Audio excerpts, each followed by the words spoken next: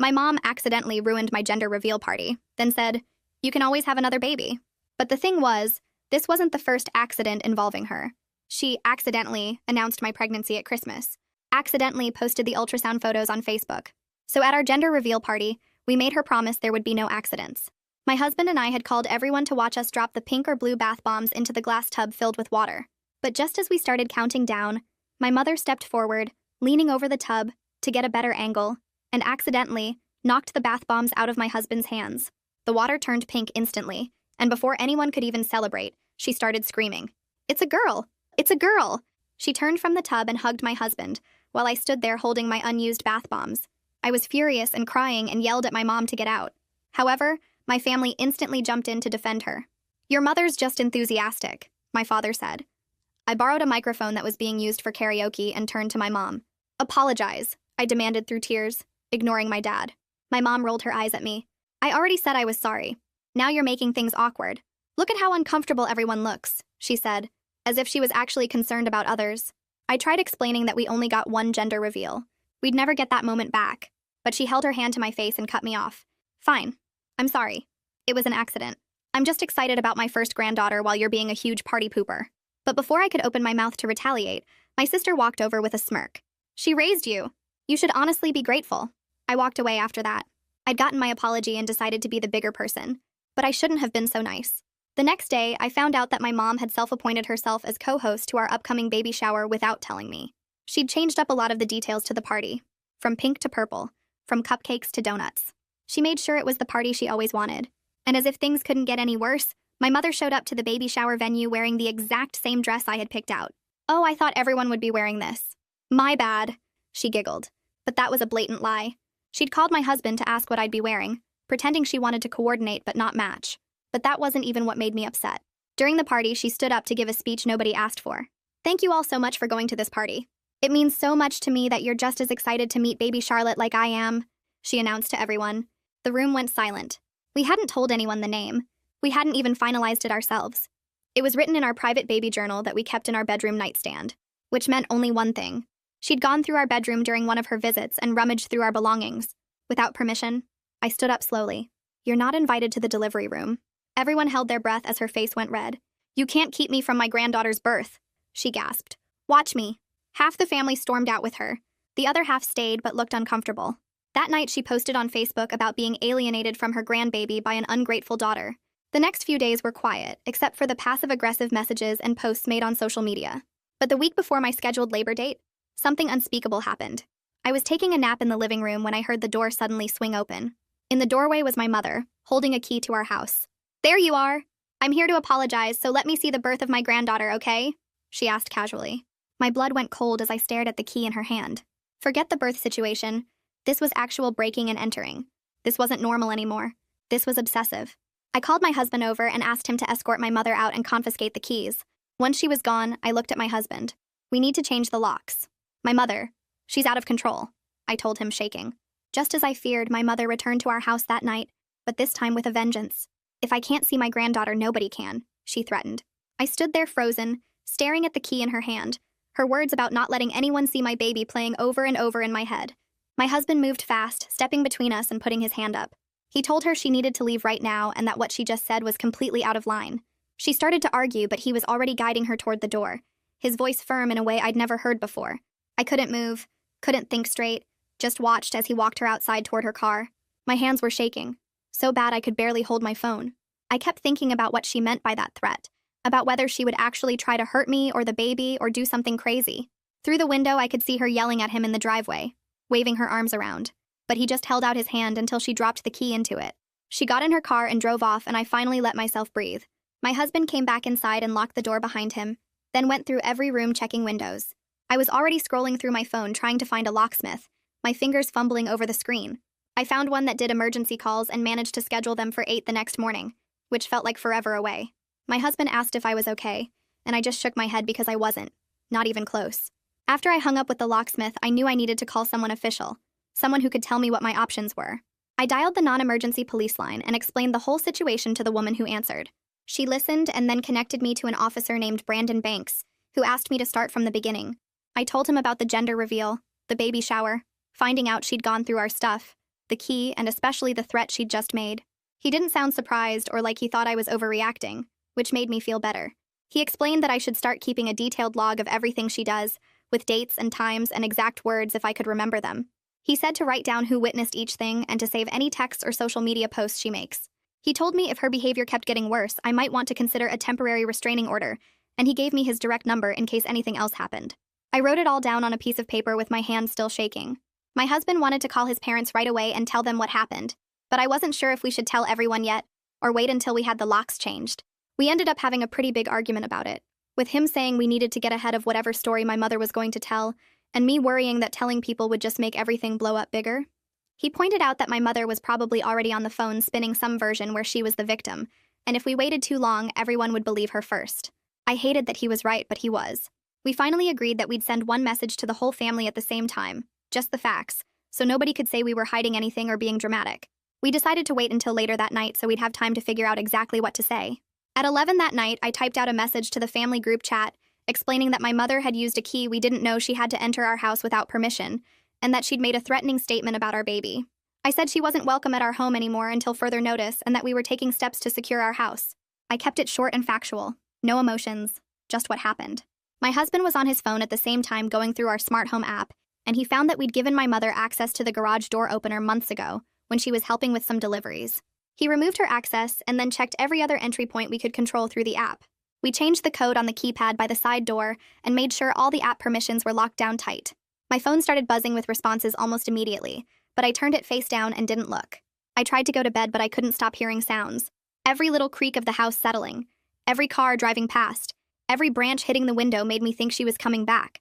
I kept imagining her trying her key in the lock and getting mad when it didn't work anymore, then trying to break a window or force a door.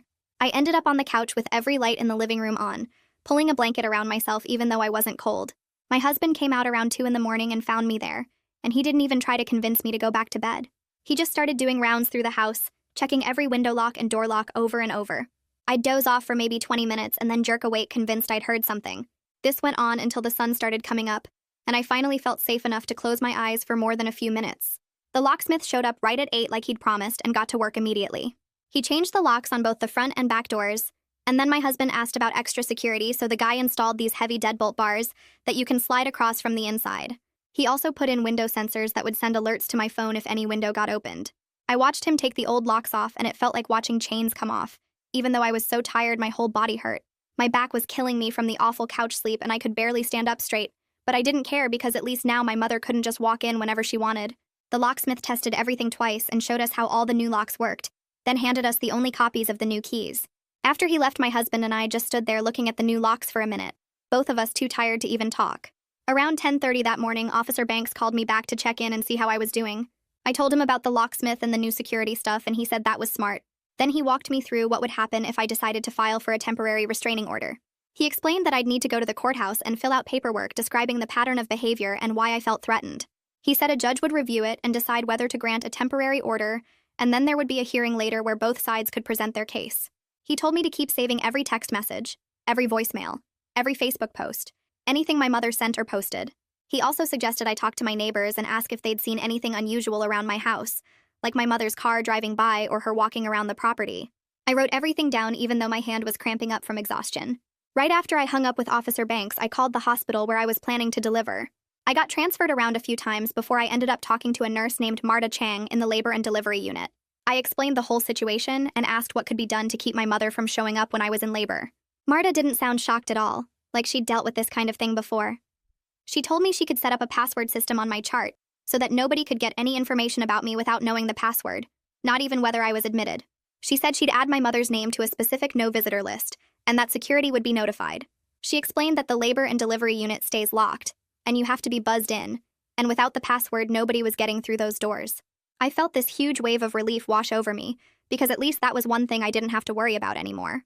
Marta gave me her direct extension and told me to call if I had any other concerns or needed to update the security plan. That afternoon, my father called and I almost didn't answer, but I figured I should hear what he had to say. He started off saying that my mother was really hurt and that I needed to understand she was just excited about her first grandchild. I told him that breaking into someone's house and threatening their baby wasn't about excitement.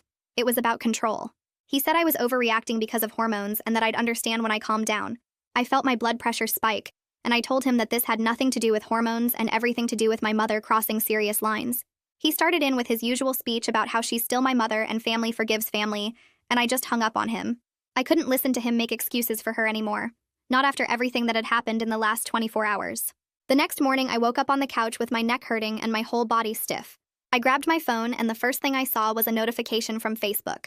My sister had posted something at 2 in the morning that said, "It's sad when some people cut off family over simple misunderstandings instead of choosing forgiveness." I took a screenshot right away and saved it to a folder on my phone labeled Evidence with the date and timestamp showing. It felt kind of petty to be collecting screenshots like this, but Officer Banks had told me to document everything, so that's what I was doing. I added a note in my phone about who might have seen the post and when it was made. My husband came downstairs around 7 and found me still on the couch scrolling through my phone. He sat down next to me and I showed him my sister's post. He looked tired and angry at the same time. We talked for a while about how we needed to make sure my mother couldn't use him to get to me. He pulled out his phone right there and started blocking my mother on everything. First his phone number, then his email, then Facebook, Instagram, and even LinkedIn. I watched him do it and felt this wave of relief because it meant we were really doing this together. We made a promise to each other that neither of us would talk to my mother alone anymore.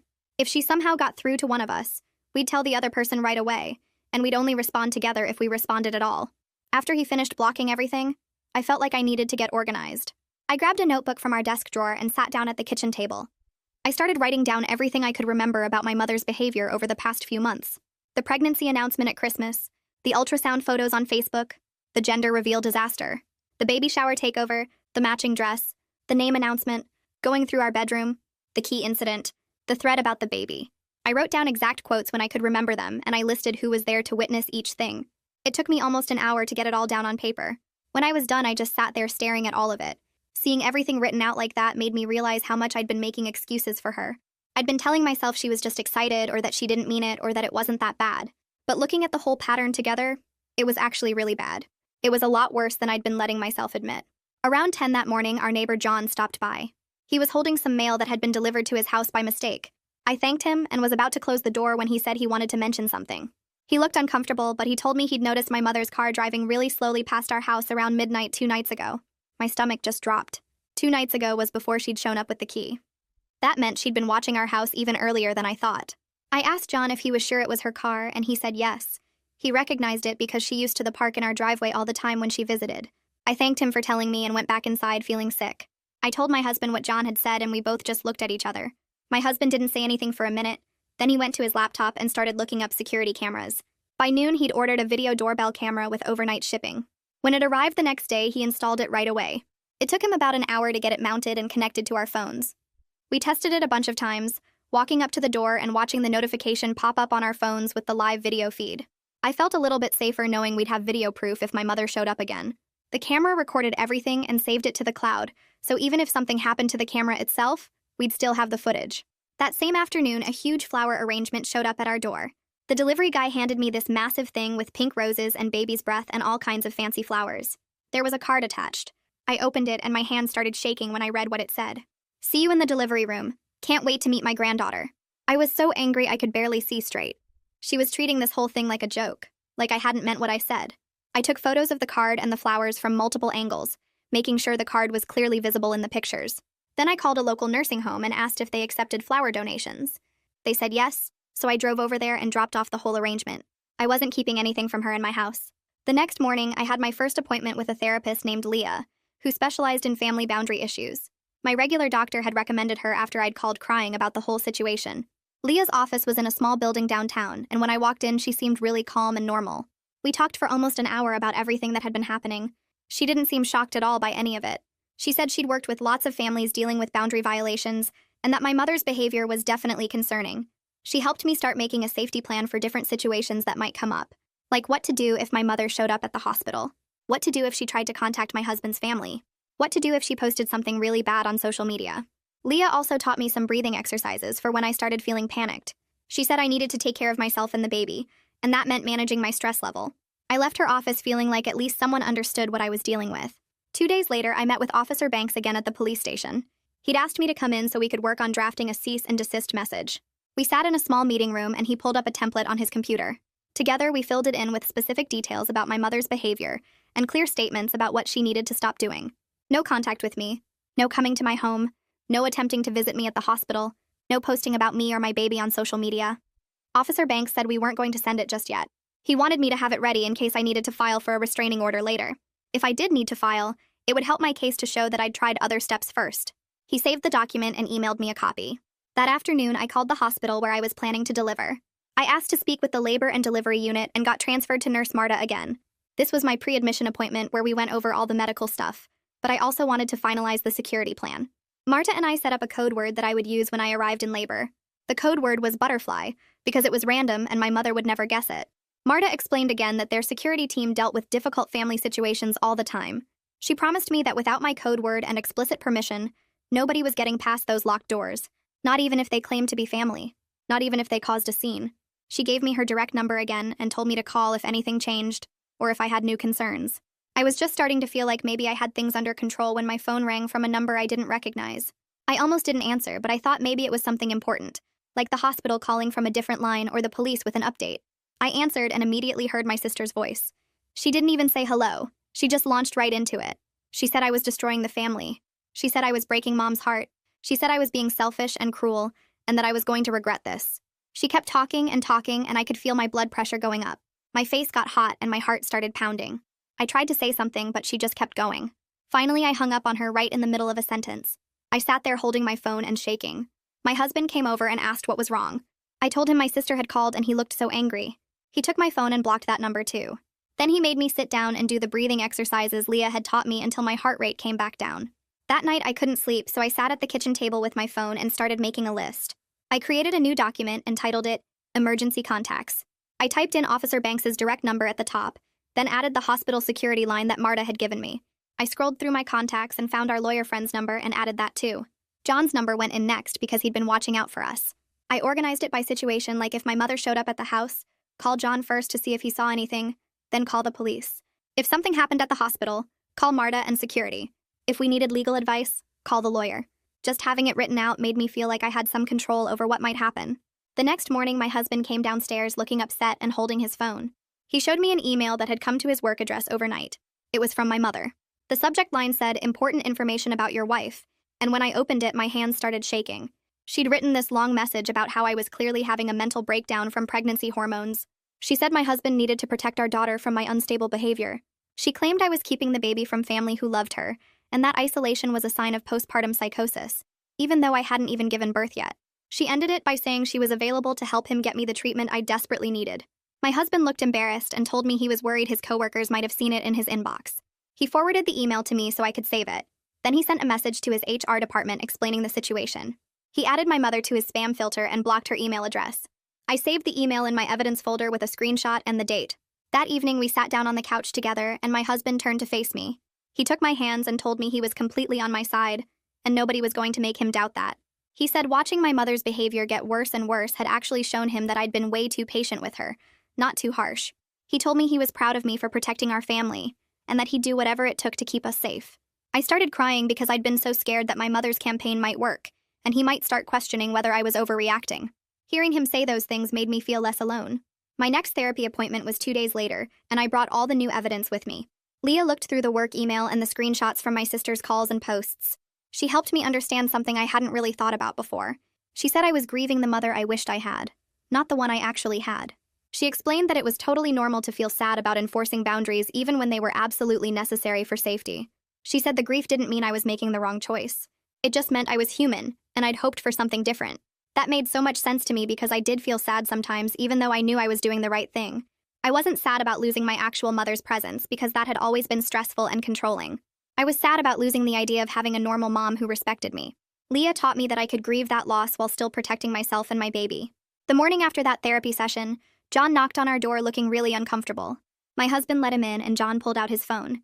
He said he felt weird showing me this, but he thought I needed to know. He pulled up his security camera app and showed me footage from 3 nights ago. The timestamp said it was around 2 in the morning. In the video, I could see my mother walking slowly around our house. She went to different windows and looked in, cupping her hands around her face to see through the glass. She tried the side gate to our backyard, but it was locked. She walked around to the front and stood on the porch for a while just staring at our door. I felt sick watching it. This wasn't just showing up during the day or sending messages. This was sneaking around our house in the middle of the night looking in our windows. John said his camera had motion alerts and that's how he'd noticed it. He offered to send me the footage, and I immediately said yes. I saved it to my evidence folder and thanked him for telling me, even though it was awkward. After John left, my husband and I looked at each other and agreed we needed to go to the police station right away. We drove there that afternoon and asked for Officer Banks.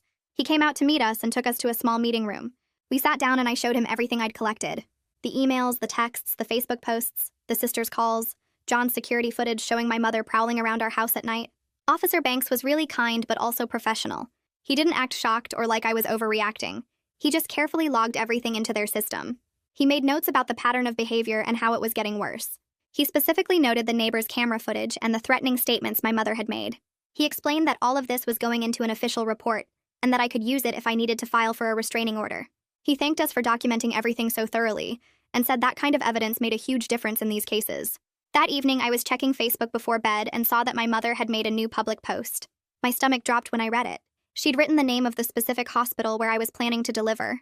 She said she'd be there no matter what anyone said, because nobody could keep a grandmother from meeting her grandbaby. She tagged several family members in the post. I immediately took a screenshot and then I called Marta in a panic. It was late, but she'd told me to call anytime if something came up. Marta answered and listened while I explained about the Facebook post. She told me not to worry and that we'd handle it. The next morning, Marta called me back and said she'd coordinated with hospital security. They were adding a special flag to my file in the system. The flag meant that if anyone called or showed up asking about me, the staff wouldn't even confirm I was a patient there. They'd just say they couldn't give out that information. Marta explained that they dealt with domestic situations and stalking cases pretty regularly, and they took patient safety really seriously. She said the security team was trained for this kind of thing, and they'd make sure my mother couldn't get past the locked doors of the labor and delivery unit. Knowing the hospital had a plan made me feel a little bit better. 2 days later, I got a text from my sister that I almost deleted without reading. But I opened it and saw that she'd sent me a formal invitation. It was for a family gathering at my parents' house next week. The invitation called it a family intervention to work through this misunderstanding. She said everyone would be there and we could all talk calmly and figure this out. Part of me felt this pull to go because I still wanted to fix things somehow. I wanted there to be a way to make this okay, but I knew better. I called my husband and read him the invitation. He said it sounded like a trap. I called Leah and she agreed completely. She said walking into a room full of people who'd already decided I was wrong would just give them a chance to gang up on me and pressure me. She reminded me that I'd already tried to set boundaries multiple times and my family had ignored them every single time. An intervention wasn't going to change that. I texted my sister back and declined the invitation. Then I took a screenshot of it and added it to my evidence folder as more proof of the pressure campaign. In my next therapy session with Leah, we worked on something practical. She said I needed a simple script I could use if any family members managed to get me on the phone or corner me somewhere. We came up with 2 sentences. I'm not discussing this. This conversation is over. That was it. Just those 2 sentences. Leah had me practice saying them over and over until I could get the words out without my voice shaking or apologizing after. She said the key was to not explain or justify or argue. Just state the boundary and end the conversation. We role-played different scenarios where family members might try to guilt me or argue with me. Each time I practiced saying my 2 sentences and then pretending to hang up or walk away. By the end of the session, I felt like I could actually do it if I had to. The next morning, I met Officer Banks at the courthouse and he walked me through every single form I needed to fill out for the temporary restraining order.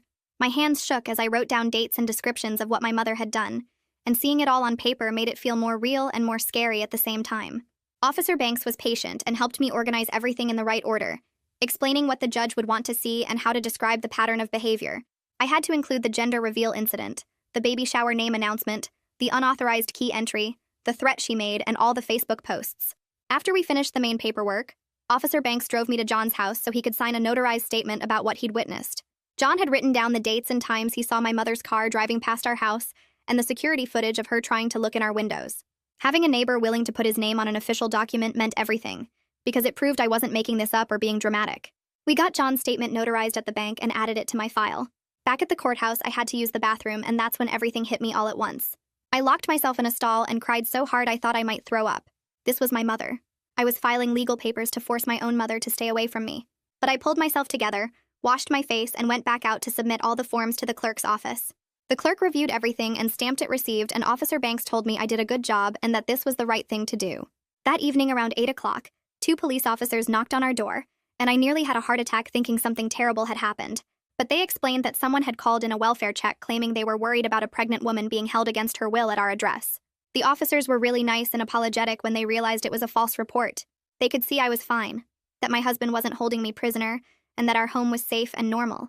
One of the officers told me they were going to note in their system that this appeared to be a malicious call, probably from my mother trying to cause problems. He said false welfare checks were actually a crime, and if it happened again, they'd investigate who made the call. After they left, I sat on the couch shaking because my mother had stooped to using emergency services to harass us. She was wasting police time and resources just to mess with me. Officer Banks called me first thing the next morning before I'd even finished my coffee. He'd already heard about the welfare check from the officers who responded, and he said this was the final straw. He told me I needed to get that restraining order filed immediately, because my mother's behavior was escalating in dangerous ways. We spent an hour on the phone while he helped me complete the affidavit that described the full pattern of behavior. He explained exactly what to expect at the hearing, how to present myself to the judge, and what kind of questions I might be asked. He said the false welfare check was actually helpful evidence because it showed my mother was willing to lie to authorities and weaponize emergency services. I felt sick knowing that my mother's actions were now involving police officers and court systems, but Officer Banks kept reminding me that I was doing everything right and protecting my family. I drove back to the courthouse that afternoon and handed my completed filing to the court clerk. She reviewed all the paperwork and the attached evidence, then told me she was accepting my filing and would set a hearing date. My stomach dropped when she said the hearing was scheduled for 5 days from now. That was cutting it really close to my due date, and I was anxious about the timing. But the clerk explained that because of the threatening behavior and the pregnancy, they were moving my case through the system as quickly as possible. She said the judge took these situations seriously and would review all my evidence before the hearing. I left the courthouse feeling both relieved that the legal system was taking this seriously and nervous that everything was happening so fast.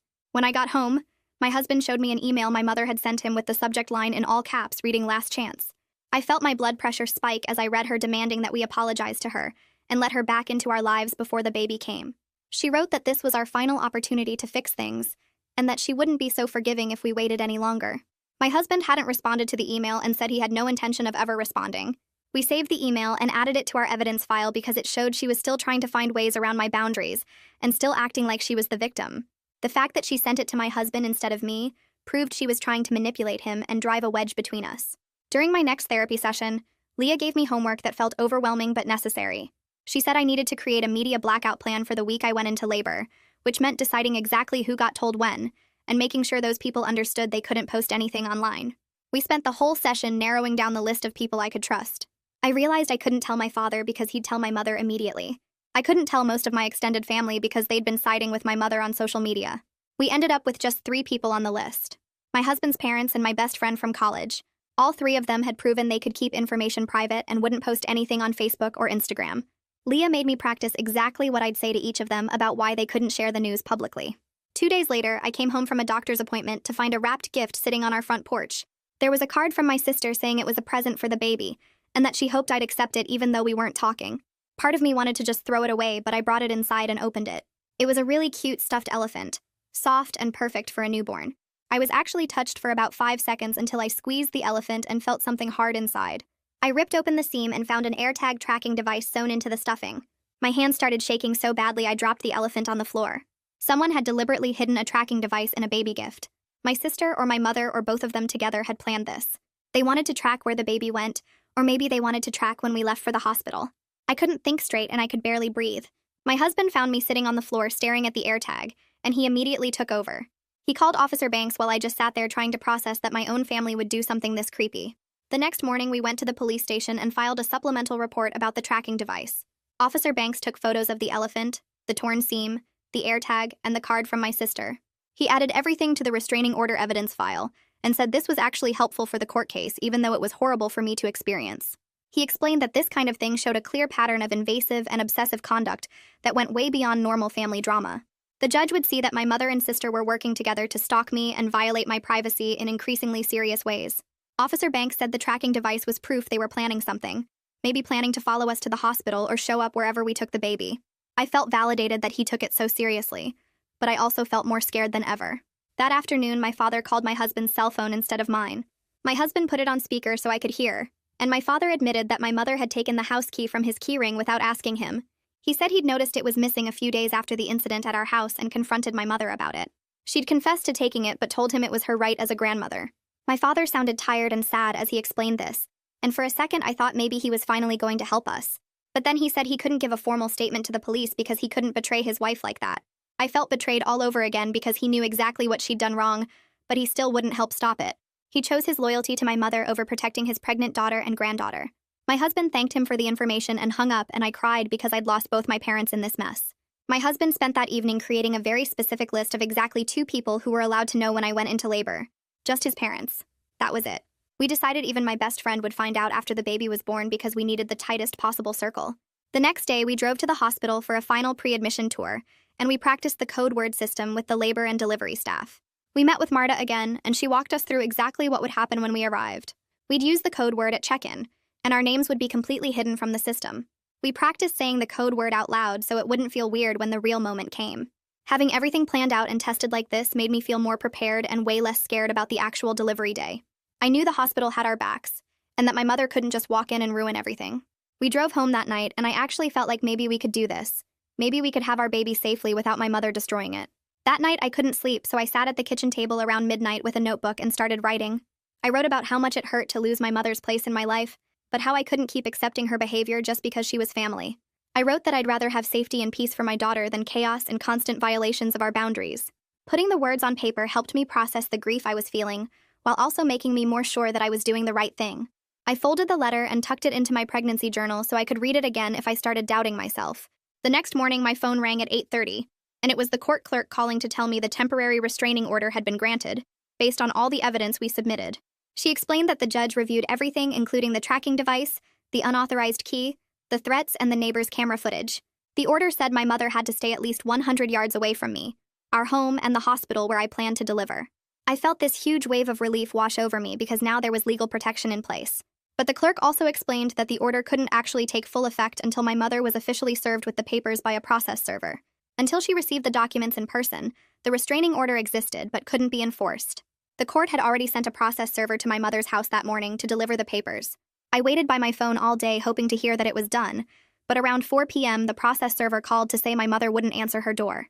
He said her car was in the driveway, and he could hear movement inside the house, but she refused to come to the door. He left a notice on her door and said he would try again the next day, but it was really frustrating because it seemed like she was avoiding being served on purpose. I met with Nurse Marta the following afternoon for what she said would be our final appointment before my due date. We sat in a small office at the hospital, and she walked me through exactly what would happen if my mother or my sister tried to get into the labor and delivery unit. She showed me a map of the floor and pointed out where the locked doors were and where security would be stationed. She explained that when I arrived in labor, I would give the code word at check-in, and my name would be completely removed from any computer system that visitors could access. If anyone came asking about me, the staff would say they had no patient by that name. Marta assured me that security would be called right away if my mother showed up, and that I wouldn't have to do anything except focus on delivering my baby safely. Hearing her explain the whole system step by step made me feel so much more prepared and less scared about the actual delivery day. That evening around 7 p.m., I got a text from John with a photo attached. The picture showed my mother's car parked down the street from our house with the engine running and exhaust coming out of the tailpipe. My hands started shaking as I realized she was actively watching our house right now. I immediately called Officer Banks, and he said he would send a patrol car to document it and tell her to leave. About 20 minutes later, he called back and said the patrol officers had talked to my mother and she drove away, but now we had proof she was monitoring our house. The next morning, Officer Banks called with a new plan since my mother kept avoiding the process server at her house. He said he'd arranged for the server to meet my mother at her workplace the next day during her lunch break. It felt kind of aggressive to have her served at work in front of her coworkers, but I was running out of time before my due date. The restraining order couldn't take full effect until she actually received the papers, and I needed that protection in place before I went into labor. The following day around noon, I got a call from the process server confirming that my mother had been officially served with the restraining order papers at her job. Within an hour, she was posting angry rants on Facebook about being attacked by the system and persecuted for loving her grandchild. I took screenshots of everything she posted, but I tried not to read the comments from family members who were taking her side. Now the restraining order was fully active and enforceable, which meant if she came near me or the hospital, she could be arrested. I woke up 3 days later at 4 a.m. with strong contractions that were coming every 5 minutes. I shook my husband awake and we quietly gathered our hospital bags and headed out to the car. We didn't tell anyone we were going because our plan was to wait until after the baby was born to make any announcements. The drive to the hospital was quiet, except for me breathing through contractions and my husband holding my hand at red lights. Somehow my sister figured out we were at the hospital, maybe from seeing our car leave or tracking some other pattern we didn't notice. Around 8 a.m., she posted a vague status on Facebook asking if anyone knew what hospital in the area has the best labor and delivery unit. My husband saw the post, and we immediately turned off all our phones and handed them to the nurse so we wouldn't be tempted to check social media. Around noon, Nurse Marta came into my room looking calm but serious, and told me that hospital security had just stopped my mother at the locked entrance to the labor and delivery unit. My mother had tried to get in, but when security asked for the code word, she couldn't provide it, so they turned her away. Marta said security escorted her out of the building and told her she wasn't allowed to return. I felt scared knowing my mother had actually shown up and tried to get to me, but I also felt so relieved that the system worked exactly like they promised it would. About an hour later, Officer Banks showed up at the hospital, and I could hear his voice in the hallway talking to security before Marta brought him to my room. He explained that he'd issued my mother an official warning in writing that she violated the restraining order by coming to the hospital and trying to access the labor unit. He told me through the doorway that any more violations would result in immediate arrest, and that security had escorted her off the property with photos documenting the incident. I thanked him and he left quickly because I was having stronger contractions and needed to focus on the actual labor part. That evening around 7, I finally delivered my daughter with just my husband holding my hand in the room. Despite everything that had happened over the past few weeks with my mother and all the fear and planning, the actual birth itself felt peaceful in a way I hadn't expected. The room was quiet except for the medical equipment beeping and my husband whispering that I was doing great. When they placed my baby on my chest, I started crying, but not from pain or fear anymore. I cried because we'd actually made it here safely, and all the boundaries we'd put in place had protected this exact moment from being ruined or invaded. My husband was crying too, and we just sat there for a while holding our daughter and not saying anything, because words felt too small for what we were feeling. Around midnight, they moved us to a postpartum recovery room down a different hallway that was quieter, and had a small couch where my husband could try to sleep. Nurse Marta came by to check on us and went over the privacy plan for when we'd be ready to leave in a day or two. She reminded me that the no visitor flag would stay on my chart the whole time we were there, and that we could leave through a private exit near the loading dock when we were discharged. She showed us on a little map where the exit was located, and gave my husband a phone number to call 30 minutes before we wanted to leave, so security could make sure the path was clear. I felt so grateful that she was taking everything seriously, and not acting like I was being dramatic or difficult. The next morning around 8, my phone buzzed with a text from my father that just said, "Congratulations, period. I'm sorry, period. Can I drop off a meal, question mark?" I stared at the message for a long time trying to figure out if it was genuine, or if my mother had put him up to it as a way to get information about where we were. I showed the text to my husband, and we talked quietly while the baby slept about whether responding would open a door we weren't ready to open yet. We finally decided that a brief thank you and a yes to the meal drop-off didn't mean we were letting him back into our lives or giving him access to our daughter. My husband texted back a simple thanks, and our address with instructions to leave the food on the porch. I spent some time that afternoon while my husband napped thinking about whether there might be any path forward with my mother that wouldn't put our safety at risk. I decided that maybe someday supervised contact could be possible if she actually got professional help and showed real change over time. But that was a conversation for the future, and not something I needed to solve right now while I was still in the hospital, learning how to nurse and change diapers and function on 2 hours of sleep. We brought our daughter home 2 days later in the early afternoon, and John was waiting outside on his porch when we pulled into the driveway. He came over right away to help carry our bags and told us he'd been keeping an eye on the house and hadn't seen my mother's car or anyone else suspicious.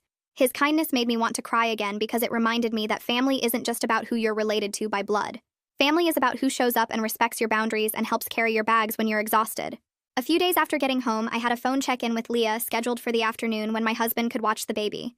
She asked me a bunch of questions about how I was sleeping and eating, and whether I was having scary thoughts or feeling hopeless. She explained that given everything I'd been through with my mother the past few months, I was at higher risk for postpartum anxiety and depression. She taught me some breathing techniques I could use when I felt panicked or overwhelmed, and reminded me that asking for help wasn't weakness. When my daughter was 2 weeks old, the restraining order hearing happened over video call from our living room. My husband held the baby while I sat on the couch with my laptop and watched the judge review all the evidence Officer Banks had submitted. The judge extended the restraining order for a full year and added conditions that included my mother attending counseling sessions with proof of attendance sent to the court.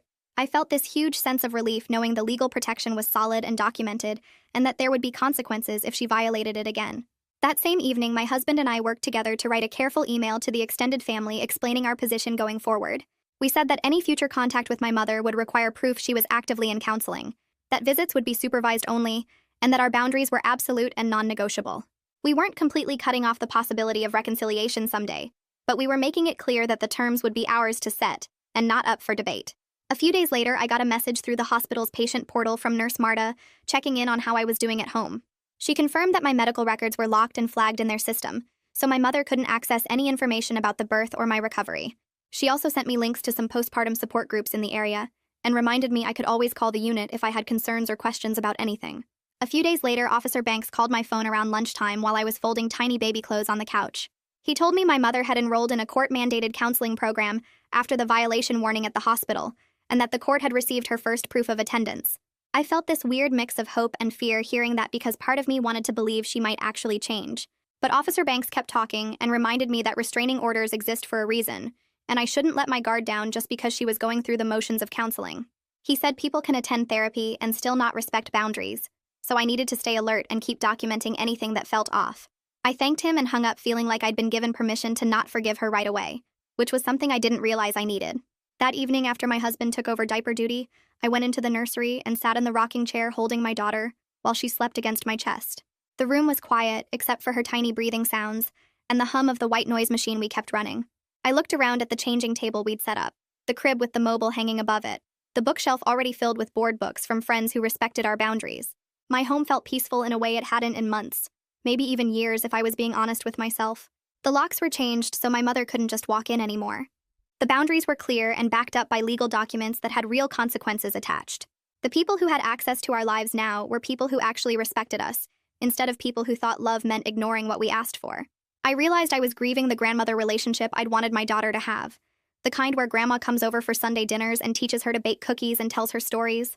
I was also grieving the mother-daughter relationship I wish I'd had, one where my mom celebrated my moments instead of stealing them and respected my privacy instead of going through my things. But sitting there in the dark nursery with my baby sleeping and my husband humming in the next room, I knew I'd made the right choice. My family was safe and our boundaries were enforced with actual legal backing instead of just my word against hers. I was building the kind of home where my daughter would grow up knowing that love includes respect, and that it's okay to protect yourself even from family. The circle was smaller now, but it was filled with people who truly cared about us as individuals, instead of treating us like props in their own story. And honestly, that was enough. That is how it went from my side. Now I am curious what you think because everyone always sees something different. Leave your thoughts in the comments and let's talk about it. I always end up learning from you.